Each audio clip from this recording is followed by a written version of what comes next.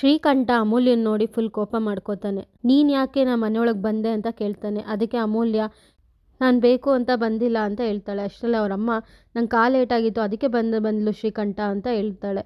ಆದರೆ ಶ್ರೀಕಂಠ ಕೋಪ ಮಾಡ್ಕೋತಾನೆ. ಅದಕ್ಕೇನೆ ಅಮೂಲ್ಯ ಅಯ್ಯೋ ಅಣ್ಣ ಅಂದಿದ್ದಕ್ಕೆ ಅಣ್ಣ ಅಂತ ಕರಿಬೇಡ ನೀನು ಅಂತ ಎಲ್ಲ ಬೈತಾನೆ. ಅದಕ್ಕೆ ಅಮೂಲ್ಯ ನಿಜ ಅಣ್ಣ ನಾನು ಅಮ್ಮಂಗೆ ಸಹಾಯ ಮಾಡೋಕ್ಕಷ್ಟೇ ಒಳಗಡೆ ಬಂದಿದ್ದು ಅಂತ ಹೇಳ್ತಾಳೆ. ಅದಕ್ಕೆ ಶ್ರೀಕಂಠ ನೀನು ಬರೀ ಡ್ರಾಮಾ ಎಲ್ಲ ಮಾಡಬೇಡ ಅಂತ ಬೈತಾನೆ. ಆಮೇಲೆ ಅಮೂಲ್ಯ ಸರಿ ಬಿಡು ಆಯಿತು ನಾನು ಹೊರಡ್ತೀನಿ ಅಂತ ಹೇಳ್ತಾ ಇರ್ತಾಳೆ. ಅದಕ್ಕೆ ಅವ್ರ ಅಜ್ಜಿ ಲೋ ಅಮೂಲ್ಯ ಫಸ್ಟ್ ಟೈಮ್ ಮದುವೆ ಆದಮೇಲೆ ನಮ್ಮ ಮನೆಗೆ ಬಂದಿದ್ದಾಳೆ ಕಣೋ, ಕೂರಿಸಿ ಅಟ್ಲೀಸ್ಟ್ ಒಂದು ಗ್ಲಾಸ್ ನೀರಾದರೂ ಕೊಡೋಣ ಕಣೋ, ಇಲ್ಲ ಅರ್ಶಿನ ಕುಂಕುಮಕ್ಕೆ ಒಂದು ಇಡೀ ಅಕ್ಕಿ ಆದರೂ ಕೊಡೋಣ ಕಣೋ ಅಂತ ಹೇಳ್ತಿರ್ತಾಳೆ. ನಿಮ್ಮಪ್ಪ ದೊಡ್ಡಪ್ಪ ಇದ್ದಿದ್ರೆ ಇದಕ್ಕೆಲ್ಲ ಅವಕಾಶ ಮಾಡಿಕೊಡ್ತಿರ್ಲಿಲ್ಲ, ದಯವಿಟ್ಟು ಅವಕಾಶ ಮಾಡಿಕೊಡೋ ಅಂತ ಹೇಳ್ತಾಳೆ. ಅದಕ್ಕೆ ಶ್ರೀಕಂಠ ಹೌದಲ್ಲ ಈ ಥರನೂ ಯೋಚನೆ ಮಾಡಬೇಕಲ್ಲ ನಾನು, ಕೂತ್ಕೋ ಅಮೂಲ್ಯ ಅಂತ ಹೇಳ್ಬಿಟ್ಟು ಕೂರಿಸ್ತಾನೆ. ಅಜ್ಜಿ ಹೇಳಿದ್ದು ನಿಜ ಅಮ್ಮು, ಮದುವೆ ಆದಮೇಲೆ ಫಸ್ಟ್ ಟೈಮ್ ತವ್ರ ಮನೆಗೆ ಬರ್ತಿರೋದು, ನಿನಗೆ ಅಟ್ಲೀಸ್ಟ್ ಒಂದು ಅರ್ಶಿನ ಕುಂಕುಮ ಕೊಡಲಿಲ್ಲ ಅಂದರೆ ಹೇಗೆ ನಾವು ಅಂತೆಲ್ಲ ಹೇಳ್ತಿರ್ತಾನೆ. ಅದನ್ನ ನೋಡಿ ಅಮೂಲ್ಯಂಗೆ ಫುಲ್ ಖುಷಿಯಾಗುತ್ತೆ. ಅಣ್ಣ ನೀನಾ ಇದು ಮಾತಾಡ್ತಿರೋದು ಅಂತ ಹೇಳ್ತಾಳೆ. ಅದಕ್ಕೆ ಶ್ರೀಕಂಠ ಹೌದು ನನಗೆ ನಿನ್ನ ಮೇಲೆ ತುಂಬ ಪ್ರೀತಿ ಇದೆ ಅಮೂಲ್ಯ ಅಂತ ಹೇಳ್ತಾನೆ. ಅಷ್ಟಕ್ಕೂ ನೀನು ಯಾರು ಹೇಳು, ನನ್ನ ತಂಗಿ, ನಮ್ಮ ಮನೆ ಮಾನ ಮರ್ಯಾದೆ ಕಳೆದು ಮದುವೆ ಆದೋಳಲ್ವ ನೀನು, ನಮ್ಮ ಶತ್ರುಗಳ ಮನೆಗೆ ಮದುವೆ ಆದೋಳಲ್ವ, ನಿನ್ನಿಂದಾಗಿ ನಾವು ತಲೆ ಎತ್ಕೊಂಡು ಓಡಾಡ್ದಿರೋಗಿ ಮಾಡಿರೋಳು ನೀನು, ಇದೆಲ್ಲ ನೀನು ನಮಗೆ ಕೊಟ್ಟಿರೋ ಉಡುಗೊರೆ ಅಮ್ಮು, ಆದರೆ ನಾವು ನಿಂಗೇನು ಉಡುಗೊರೆನೇ ಕೊಟ್ಟಿಲ್ಲ ಅಂತ ಹೇಳ್ತಾನೆ. ಅದಕ್ಕೆ ಮೊದಲನೇ ಸರಿ ತವ್ರ ಮನೆಗೆ ಬೇರೆ ಬಂದಿದ್ಯಾ, ಅಟ್ಲೀಸ್ಟ್ ನಿಂಗೊಂದು ಏನು ಗಿಫ್ಟ್ ಕೊಟ್ಟಿಲ್ಲ ಅಂದರೆ ಹೇಗೆ ಹೇಳು, ಒಂದಿಡೀ ಅಕ್ಕಿ ಆದರೂ ಕೊಟ್ಟಿಲ್ಲ ಅಂದರೆ ಹೇಗಲ್ವಾ ಅಂತ ಹೇಳ್ತಾನೆ. ಅದನ್ನ ನೋಡಿ ಅಮೂಲ್ಯಂಗೆ ಫುಲ್ ಶಾಕ್ ಆಗುತ್ತೆ, ಏನು ಹಿಂಗೆಲ್ಲ ಮಾತಾಡ್ತಿದ್ದಾನೆ ಅಂತಂದ್ಬಿಟ್ಟು. ಅದಕ್ಕೆ ಶ್ರೀಕಂಠ ಅವಳು ಕಪಾಲಕ್ಕೆ ಕೊಡೋದು ಯಾರೇ ನಿಂಗೆ ಅಣ್ಣ ಅಂತ ಬೈತಾನೆ. ಅದಕ್ಕೆ ಅವ್ರ ಅಜ್ಜಿ ಏನೋ ಮಾಡ್ತಿದ್ದೆ ಶ್ರೀಕಂಠ ಅಂದಿದ್ದಕ್ಕೆ ಕರೆಕ್ಟಾಗೇ ಮಾಡ್ತಿದ್ದೀನಲ್ಲ ಅಜ್ಜಿ ಅಂದ್ಬಿಟ್ಟು ಅಮೂಲ್ಯನ ತಲೆ ಇಟ್ಕೊಂಡು ನಿನಗೆ ಒಂದು ಇಡೀ ಅಕ್ಕಿ ಹಾಕೋದಲ್ಲ, ನಿನ್ನ ಬಾಯಿಗೆ ಒಂದು ಇಡೀ ಅಕ್ಕಿ ಹಾಕ್ತೀನಿ ಬಾ ಅಂದ್ಬಿಟ್ಟು ಜಡೆ ಇಟ್ಕೊಂಡು ಮನೆಯಿಂದ ಹೊರಗೆ ಕರ್ಕೊಂಡು ಹೋಗ್ತಾ ಇರ್ತಾನೆ. ಅಷ್ಟರಲ್ಲಿ ನಂದ ಬಂದು ಅಮೂಲ್ಯನ ಇಟ್ಕೋತಾನೆ. ಅಷ್ಟರಲ್ಲಿ ಮನೆಯವರೆಲ್ಲ ಓಡಿ ಬರ್ತಾರೆ. ನಂದ ಏನೋ ಶ್ರೀಕಂಠ ನೀನು ಮನುಷ್ಯನ ಮೃಗನ ಯಾಕೋ ಹುಡುಗಿನ ಆ ರೀತಿ ತಳ್ದೆ ಅಂತ ಕೇಳ್ತಾನೆ. ಅದಕ್ಕೇನೆ ಶ್ರೀಕಂಠ ನಮ್ಮನೆಗೆ ಯಾಕೆ ಬರಬೇಕು ಅವಳು ಅಂತ ಕೇಳ್ತಾನೆ. ಅದಕ್ಕೆ ಅಮೂಲ್ಯ ನಾನೆಲ್ಲ ಬಂದಿದ್ದು ಅಮ್ಮ ಕಾಲು ಜಾರು ಬಿತ್ತು ಅಂತ ಬಂದಿದ್ದು ನಾನು ಅಷ್ಟೇ ಕೊಡೋ, ನೀನು ಯಾಕೆ ಅರ್ಥ ಮಾಡ್ಕೋತಿಲ್ಲ ಅಂತ ಕಿರ್ಚ್ತಾಳೆ.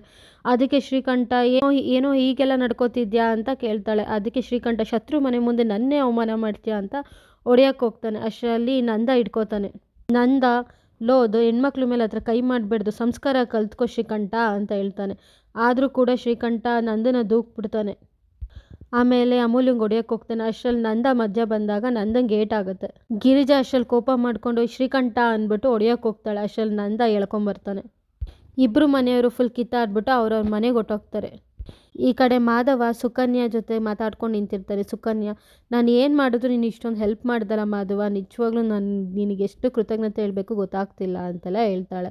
ಅದಕ್ಕೆ ಮಾಧವ ಈಗೆಲ್ಲ ಬಿಡು, ಅದನ್ನು ನಿನ್ನ ಕೆರಿಯರ್ ಕಡೆ ನೀನು ಫೋಕಸ್ ಮಾಡು ಸಾಕು ನೀನು ಅಂದ್ಬಿಟ್ಟು ಹೊರಡ್ಲಾ ಅಂತ ಅಂದ್ಬಿಟ್ಟು ಹೊರಡ್ತಾ ಇರ್ತಾನೆ. ಅಷ್ಟರಲ್ಲಿ ಸುಕನ್ಯಾ ಒಂದು ಸ್ವಲ್ಪ ಹೊತ್ತು ಇರ್ಬೋದಲ್ವಾ ಅಂತ ಹೇಳ್ತಾಳೆ. ಅದಕ್ಕೆ ಮಾಧವ ಇಲ್ಲ ಲೇಟ್ ಆಗ್ತಿದೆ ಅಂತ ಹೇಳ್ತಾನೆ. ಅಷ್ಟರಲ್ಲಿ ಸುಕನ್ಯಾ ನಾನು ನಿನಗೋಸ್ಕರ ಅಂತ ಅಡುಗೆ ಮಾಡಬೇಕು ಅಂತ ಅಂದ್ಕೊಂಡಿದ್ದೀನಿ, ಪ್ಲೀಸ್ ಮಾಧವ ಸ್ವಲ್ಪ ತಿರು ಅಂತ ಹೇಳ್ತಾಳೆ. ಅದಕ್ಕೆ ಮಾಧವ ಇಲ್ಲ ಲೇಟ್ ಆಯಿತು ಅಂತ ಹೇಳ್ತಾನೆ. ಸುಕನ್ಯಾ ಪ್ಲೀಸ್ ಅಂತೆಲ್ಲ ಹೇಳಿದ್ಕೆ ಮತ್ತು ಆಂಟಿ ಕೂಡ ಇರು ಮಾಧವ ಅಂತೆಲ್ಲ ಹೇಳಿದ್ಮೇಲೆ ಸರಿ ಮಾಧವ ಆಯಿತು ಅಂತ ಒಪ್ಕೋತಾನೆ. ಸುಕನ್ಯಾ ಫುಲ್ ಖುಷಿ ಆಗಿಬಿಟ್ಟು ಅಡುಗೆ ಮಾಡೋಣ ಅಂತ ಹೋಗ್ತಾ ಇರ್ತಾಳೆ. ಅಷ್ಟರಲ್ಲಿ ಮಾಧವಂಗೆ ಪ್ರಿಯಾ ಕಾಲ್ ಮಾಡ್ತಾಳೆ. ಮಾಧವ ಫೋನ್ ರಿಸೀವ್ ಮಾಡಲ್ಲ. ಆಮೇಲೆ ಪ್ರಿಯಾ ಯಾಕೆ ನಿನ್ನೆಯಿಂದ ನಾನು ಫೋನ್ ರಿಸೀವ್ ಮಾಡ್ತಿಲ್ಲ ಇವರು ಅಂತ ಅಂದ್ಬಿಟ್ಟು ಟೆನ್ಷನ್ ಮಾಡಿಕೊಂಡು ಅವ್ರ ಅಮ್ಮನ ಹತ್ರ ಹೋಗ್ತಾಳೆ. ಅಮ್ಮ ನಾನು ಫೋನೇ ರಿಸೀವ್ ಮಾಡ್ತಿಲ್ಲ ಮಾಧವ್ ಅವರು ಅಂತ ಹೇಳ್ತಾಳೆ. ಅದಕ್ಕೆ ಪ್ರಿಯಾ ಅವ್ರ ಅಮ್ಮನ ಹತ್ರ ಹೋಗಿ ಅಮ್ಮ ಫೋಟೋಶೂಟ್ ಆದಮೇಲಿಂದ ನನ್ನ ಜೊತೆ ಮಾತೇ ಆಡ್ತಿಲ್ಲ ಅಮ್ಮ, ಏಂತಕ್ಕಮ್ಮ ಅಂತೆಲ್ಲ ಕೇಳ್ತಿರ್ತಾಳೆ. ಅದಕ್ಕೇ ಪ್ರಿಯಾ ಅವ್ರ ಅಮ್ಮ ನೀನು ಫೋಟೋಶೂಟಲ್ಲಿ ಅವ್ರ ಜೊತೆ ಸರಿ ಪೋಸ್ ಕೊಟ್ಟಿಲ್ಲ ಅನ್ಕೋತೀನಿ, ಅದಕ್ಕೆ ಕಣೆ ಈ ಥರ ಎಲ್ಲ ಆಗ್ತಿರೋದು, ನೀನೇನೇ ಹಿಂಗೆಲ್ಲ ಇದೆಯಾ, ಈಗಿನ ಕಾಲದ ಹೆಣ್ಮಕ್ಳು ಹೇಗಿರ್ತಾರೆ ಸ್ವಲ್ಪ ಆದರೂ ತಿಳ್ಕೊ ಅಂತ ಬೈತಿರ್ತಾಳೆ. ನೀನು ಯಾವಾಗಲೂ ಇವೆಲ್ಲ ತಿಳ್ಕೊಳ್ಳೋದು ಬಂದು ಅರ್ಜೆಂಟಾಗಿ ನನ್ನನ್ನು ನೋಡು, ಇತ್ತನ್ನು ಕೊಡು ಅತ್ತನ್ನು ಕೊಡು ಅಂತೆಲ್ಲ ಕೇಳಬೇಕು, ನೀನು ಏನೂ ಕೇಳಲ್ಲ, ನನಗೇನೂ ಬೇಡ ಹೀಗೆ ಇರೋದು ಅಂತೆಲ್ಲ ಹೇಳ್ತೀಯಲ್ಲೇ, ಅದು ಯಾರಿಗೂ ಇಷ್ಟ ಆಗಲ್ಲ ಕಣೆ ಅಂತ ಹೇಳ್ತಿರ್ತಾಳೆ. ಈ ಥರ ಸುತ್ತಿಗೆ ಥರ ಇರೋ ಬದಲು ಬೇಬ್ ಥರ ಇರೇ ಬೇಬಿ ಅಂತ ಹೇಳ್ತಾಳೆ. ಅದಕ್ಕೇ ಪ್ರಿಯಾ ಬೇಬಿ ಥರ ಇರೇ ಅಂತ ಹೇಳ್ತಾಳೆ. ಅದಕ್ಕೇ ಪ್ರಿಯಾ ಅವ್ರ ಮಾಮನ ಮುಖ ನೋಡ್ತಾ ಇರ್ತಾಳೆ. ಆಮೇಲೆ ಅವರಮ್ಮ ಈ ಮದುವೆ ಕ್ಯಾನ್ಸಲ್ ಆದರೆ ಅಷ್ಟೇ ನಿನಗೆ ಅಂದ್ಬಿಟ್ಟು ತಲೆ ಮೇಲೆ ಮೊಟಕ್ಬಿಟ್ಟು ಹೋಗ್ತಾಳೆ. ಆಮೇಲೆ ಪ್ರಿಯಾ ಈ ಅಮ್ಮ ಒಂದು ನಮ್ಮ ಮಾವ ನೋಡಿದ್ರೆ ಟ್ರೆಡಿಷನ್ ಅಂತ ಹೇಳ್ತಾರೆ, ಆದರೆ ಇವ್ರು ನೋಡಿದ್ರೆ ಮಾಡ್ರನ್ ಇರಗಿರು ಅಂತಲೂ ಅಂತಾರೆ. ಏನು ಮಾಡೋದು, ಅಯ್ಯೋ ಕರ್ಮ, ಇವ್ರು ಯಾಕೆ ನನ್ನ ಫೋನ್ ರಿಸೀವ್ ಮಾಡ್ತಿಲ್ಲ ಅಂತೆಲ್ಲ ಬೈಕೊಂಡು ನಿಂತಿರ್ತಾಳೆ. ಈ ಕಡೆ ಅಮೂಲ್ಯನ ಎಲ್ಲರೂ ಸೇರಿ ಸಮಾಧಾನ ಮಾಡ್ತಾ ಕೂತಿರ್ತಾರೆ. ಗಿರಿಜಾ, ನೀನು ಯಾಕೆ ಅವ್ರ ಮನೆಗೆ ಹೋಗಿದ್ದೆ? ಶ್ರೀಕಂಠ ಕೂಗಾಡ್ತಾರೆ ಅಂತ ಗೊತ್ತು ತಾನೆ, ಯಾಕೆ ಹೋಗಿದ್ದೆ ಅಂತ ಕೇಳ್ತಾಳೆ. ಅದಕ್ಕೆ ಅಮೂಲ್ಯ, ನಾನು ಹೋಗ್ತಿರ್ಲಿಲ್ಲ ಅತ್ತೆ, ಆದರೆ ಅಮ್ಮ ಕಾಲು ಜಾರಿ ಬಿದ್ದರು ಅತ್ತೆ, ಏನಾಗುತ್ತೋ ಏನು ಅಂತ ಅಂದ್ಬಿಟ್ಟು ಗಾಬ್ರಿಗೆ ಕರ್ಕೊಂಡು ಹೋದೆ ಅಷ್ಟೇ ಅತ್ತೆ ಅಂತ ಹೇಳ್ತಾಳೆ. ಮೀನಾ, ಹೋಗ್ಲಿ ಬಿಡು ಅಮೂಲ್ಯ, ಎಲ್ಲ ಮರ್ತೋಗು ಅಂತ ಹೇಳ್ತಾಳೆ. ಆದರೆ ಅಮೂಲ್ಯ, ನನಗೆ ಬೈದಿದ್ಕಲ್ಲ ನಂಗೆ ಬೇಜಾರು, ಆದರೆ ನನ್ನನ್ನು ಕಾಪಾಡೋಕ್ಕೋಗಿ ಮಾವಂಗೆ ಏಟಾಯ್ತಲ್ಲ, ಅದಕ್ಕೆ ನಂಗೆ ತುಂಬ ಬೇಜಾರಾಗ್ತಿದೆ ಅಂತ ಹೇಳ್ತಾಳೆ. ಅದಕ್ಕೆ ನಂದು ಹಂಗೇನಾಗಿಲ್ಲ, ಹಾಸ್ಪಿಟ್ಲಿಗೆ ಹೋಗಿ ಬರೋಗ, ಅವ್ನು ನೋಡಿದ್ರೆ ರಾಕ್ಷಸನ ಥರ ನೀನು ಹಿಡ್ಕೊಂಬಂದ, ತೋರ್ಸಂಗಿರೋ ತೋರಿಸೋಗು ಅಂತ ಹೇಳ್ತಾನೆ. ಅಷ್ಟರಲ್ಲಿ ನಿಜ ಹೋಗಿ ತೋರಿಸೋಣ ಬಾ ಅಂತಂದಿದ್ದಕ್ಕೆ ಅಮೂಲ್ಯ, ಇಲ್ಲ ಬಿಡು, ಆ ಥರ ಏನಾಗಿಲ್ಲ ಅತ್ತೆ ಅಂತ ಹೇಳ್ತಾಳೆ. ಆಮೇಲೆ ಅಷ್ಟರಲ್ಲಿ ರಕ್ಷಾ ಬಂದು ಫುಲ್ ಕೋಪ ಮಾಡಿಕೊಂಡು, ಅವತ್ತು ನೋಡಿದ್ರೆ ನನ್ನ ಮೇಲೆ ನೀರಾಗದೆ, ಇವತ್ತು ನೋಡಿದ್ರೆ ಹಿಂಗೆ ಮಾಡಿದ್ದಾನೆ, ನಾನು ಮಾಧವಣ್ಣ ವಲ್ಲಭಣ್ಣಂಗೆ ಮತ್ತು ಕೇಶವಣ್ಣಂಗೆ ಹೇಳ್ತೀನಿ ಈ ಥರ ಎಲ್ಲ ಆಗಿದೆ ಅಂದ್ಬಿಟ್ಟು ಅವರೇ ಕರೆಕ್ಟಾಗಿ ಅವನಿಗೆ ಶಾಂತಿ ಮಾಡ್ತಾರೆ ಅಂತೆಲ್ಲ ಬೈತಿರ್ತಾಳೆ. ಅದಕ್ಕೆ ನಂದ, ಇದೆಲ್ಲ ಏನೂ ಬೇಡ, ಮಾಧವನ ಮದುವೆ ಇದೆ, ಇವೆಲ್ಲ ಸುಮ್ಮನೆ ಜಗಳ ಆಗುತ್ತೆ, ಸುಮ್ಮನೆ ಇರೋ, ಇದೆಲ್ಲ ವಿಚಾರ ಏನೂ ಹೇಳಕ್ಕೆ ಹೋಗ್ಬೇಡ ಅವ್ರ ಮುಂದೆ, ಒಂದೋಗಿ ಇನ್ನೊಂದಾಗುತ್ತೆ, ಏನು ಬಾಯ್ ಬಿಡೋಕ್ಕೆ ಹೋಗ್ಬೇಡ ಅಂತೆಲ್ಲ ರೇಗ್ತಾನೆ.